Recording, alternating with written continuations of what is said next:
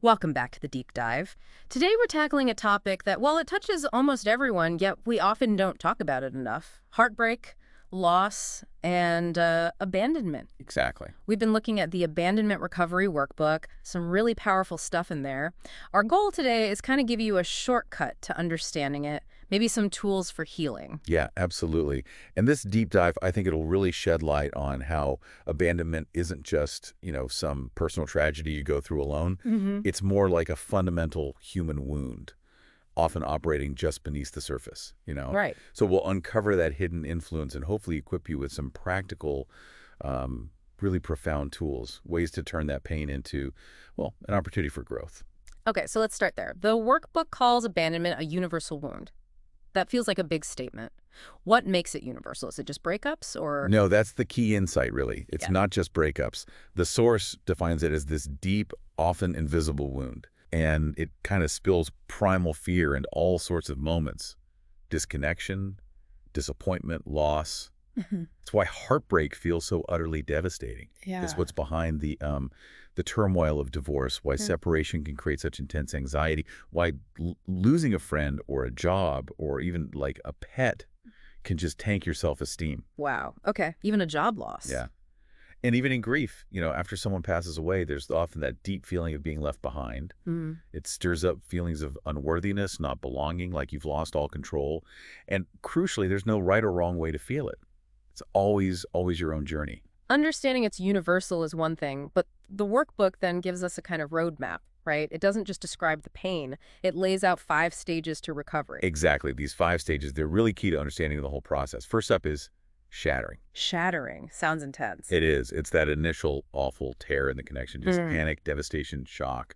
You're bewildered. You feel this almost symbiotic attachment to what you lost. Like reality itself is just destroyed. You bounce between overwhelming despair and these little glimmers of hope. Okay, shattering. What's next? Then comes withdrawal. And the book actually compares this to like heroin withdrawal. Wow, really? Yeah, it's this intense yearning, this craving for the lost person. The love fix, they call it. The love fix. It's a physical thing, a painful ache, longing, just waiting constantly, separation anxiety. And get this craving, it's actually mediated by opioids produced inside your own body. That's fascinating. Okay, so shattering, withdrawal. Then internalizing, this one's critical. Yeah. It's where you turn the rejection inward. Ah, the self-blame part. Exactly. You indict yourself for the loss. You see the dismissal as proof that you're unworthy. It causes this deep narcissistic injury, this insidious self-doubt that just eats away at your self-esteem. Ooh. Which often leads right into rage, that underlying, sometimes unspoken, just burning anger of rejection. Right. Makes sense. And then finally, lifting. This is the gradual process, moving back into life, slowly. Okay, lifting. So are these like neat steps? Step 1, step 2? Not at all. And that's what's so insightful. It's not discrete time packets. It's described as a continuous process. You tend to swirl back and forth between them. Swirl. Yeah, like you might feel withdrawal and internalizing at the same time, or slip back into shattering for a bit. Okay, that feels more real. It is. But here's the hopeful part. Each time you swirl through, you actually gain more awareness, more strength, and ultimately a greater capacity for love. Okay, so in that initial crisis, that shattering scythe maybe, Sure. the book says the main goal is emotional rescue, finding immediate relief. What does that look like? Yeah, the primary tool for that is something called akaru, or basically getting into the moment, present tense mode. Akaru. How does that work? Well, the idea is to substitute the physical sensations of the present moment for those obsessive, painful thoughts. Okay, substitute them. Not ignore the feelings. Exactly. You're not suppressing anything. You're learning to coexist with the feelings. It fosters self-nurturance, self-generosity, emotional self-reliance. It shifts you from disconnect mode to reconnect mode. So how do you actually do it? A practical way is to just isolate one of your senses. Hearing often works quickest for people. Okay. Just tune into background sounds, the furnace humming, the fridge, footsteps outside, maybe a distant car or a bird. Right, just listening. Yeah. Then maybe shift to body sensations. Like, what's the temperature of the air as you breathe in and out? It takes focus, determination, grit even. But it creates this little oasis, safety, calm, just for a moment. That makes sense. And thinking about that withdrawal stage, how physical it feels. Yeah. Why do we obsess so much after a breakup? What's happening in our brains? Oh, it's fascinating and very primal. When abandonment hits, Your amygdala, that's your emotional brain, it just goes into overdrive. Right, the fight or flight center. Exactly. It deploys stress hormones, norepinephrine E, and adrenaline. Now, NE, that's the chemical that makes your attention just rivet onto the perceived threat. In this case, often the person who left. Right. That explains the obsessiveness. Totally. And the hypervigilance. And then adrenaline increases your impulse to action response. So that's why you might, like, text them constantly. Or torture your friends going over the same thing again and again, yeah. We've all been there. Or had friends do that. Absolutely. You kind of spill over your usual boundaries. And that primitive fight response also explains the sudden anger, the agitation. There are even studies, like with baboons, showing that high-stress hormones, glucocorticoids, can make even alpha males lose their dominance when they're grieving. Wow, baboons. Yeah. So the task for your cognitive brain, your thinking brain, is basically to outsmart this aroused mammal's maneuvering. Outsmart your own brain. Kind of. Remind yourself, you are not actually in a life or death battle, even though it feels like it. Okay, so we've got the emotions, the brain chemistry. What about patterns? Because, some people seem to fall into the same kinds of painful relationships over and over. Does the workbook address that? It really does. And it introduces these two concepts that might surprise you: abandophobism and abandophobism. Abandophobism, like alcoholism. Sort of. It's framed as an addiction to the emotional drama of heartbreak. Okay. You might find yourself, maybe unconsciously, pursuing partners who are unavailable. Why? To keep that romantic intensity, those love chemicals, flowing. Ah, the chase. Exactly.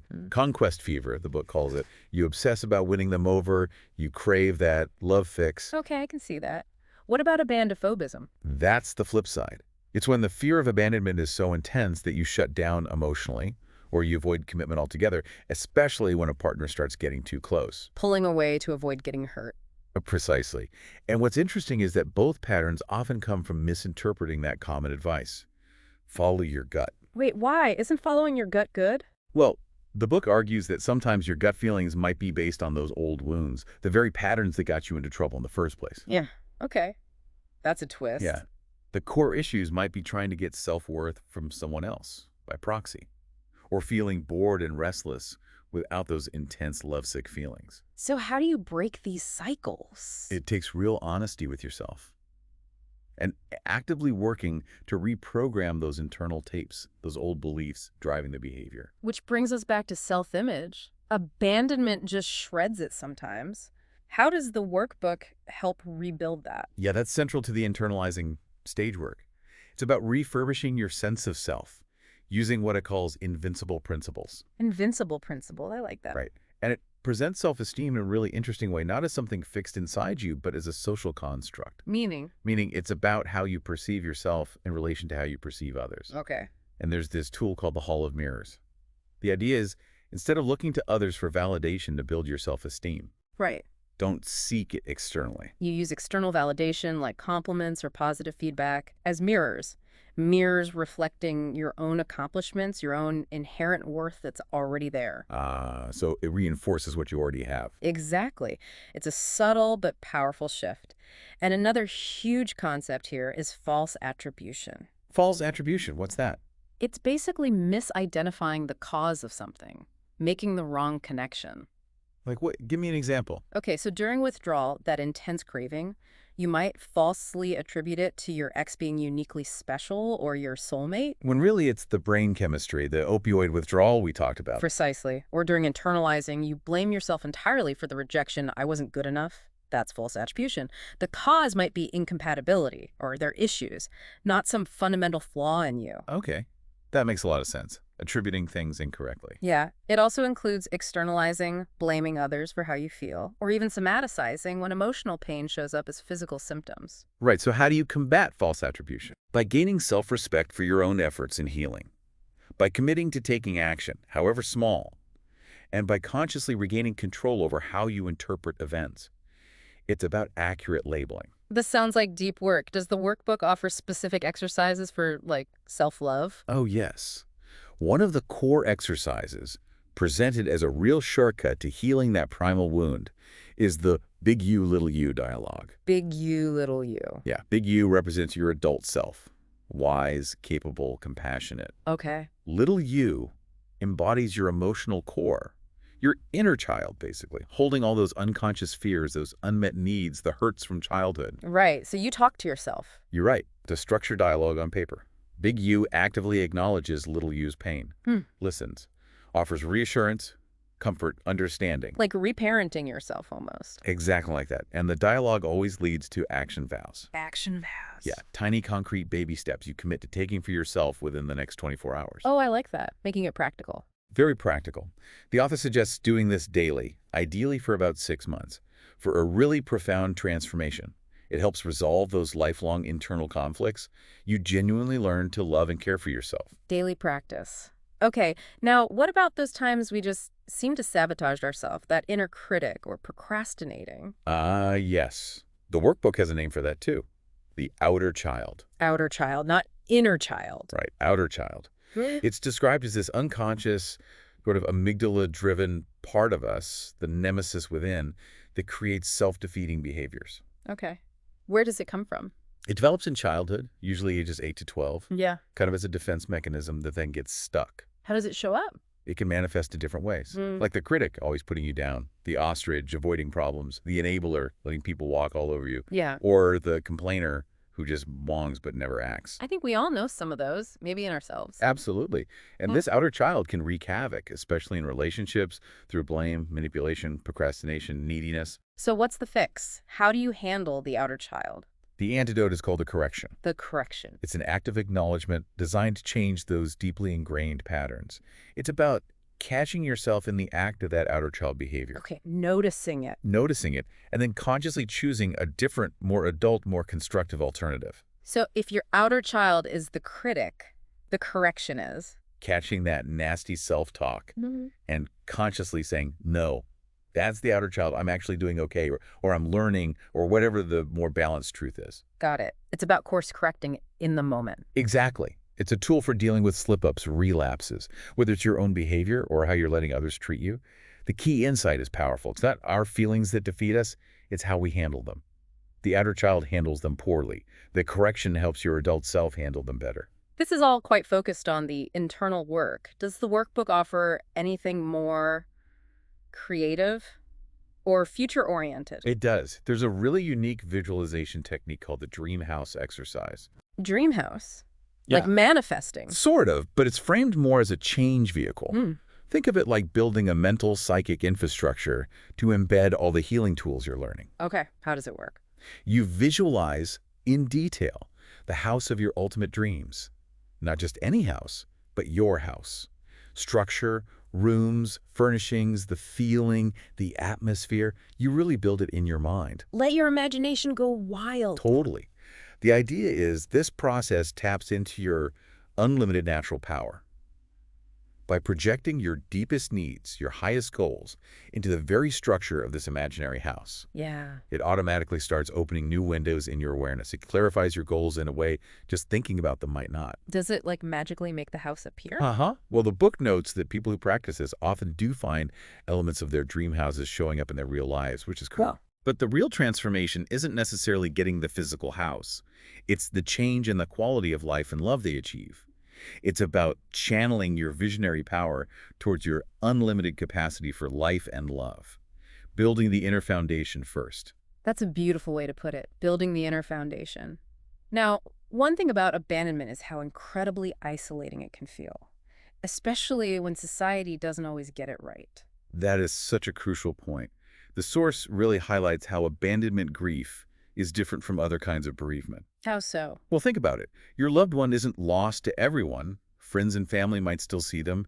You don't get bereavement leave from work. Right. No casserole showing up at your door. Exactly. Yeah. And often, the person who left is just going on with their life, seemingly fine. Which makes it feel even worse. It intensifies the isolation, the feelings of being out of control, and that's why community becomes so incredibly vital for healing. So does the workbook suggest ways to find that community? Yes, it actually provides very specific instructions for setting up peer-run abandonment support groups. Oh, wow. Like a DIY support group? Kind of. It outlines a structure. Yeah. A safe, structured environment. Like using a single expanding circle so everyone has equal space to speak, Strict rule of no cross-talking, just bearing I witness, will cross-talking. to ensure everyone feels heard without interruption or advice giving unless asked. It's about validating the experience. These groups become places to just share the heartache, lift that heavy isolation, and generate real hope together. A working laboratory, the book calls it. Yeah, a place to practice new communication skills, build self-esteem in a supportive space, and the underlying message is just so powerful What's that? that abandonment does not discriminate. It can happen to anyone. And therefore, abandonment recovery asks that we don't abandon each other. Don't abandon each other. Yeah. It encourages you to expand your capacity for love, not just romantic love or even just self-love, but love and connection for your wider community too. Wow. So pulling all these different threads together, this deep dive into the workbook, what's the main takeaway for someone listening who's maybe going through this right now? I think the biggest thing is that healing from this kind of loss, this heartbreak, it isn't really about just getting over someone else. All right, it's not just about them. No, it's actually a profound journey into yourself. It's about moving towards yourself. Okay. We've seen how understanding that swirl of emotions is key. Knowing what your brain is doing, recognizing those self-defeating patterns like abandoholism or the outer child. But maybe more importantly, the path forward is about active things. Conscious self-love, like the big you, little you work. Making those courageous corrections. And really embracing new connections, connection with yourself first and foremost, but also connection with others. So it sounds like even in the devastation, there's this hidden opportunity. Absolutely. That's the core message, I think. It's a chance to discover and finally express, as the book puts it, the many unlived lives skirming within you. Unlived lives. I love that phrase. Me too. The ultimate journey isn't just about finding love again out there. It's about discovering this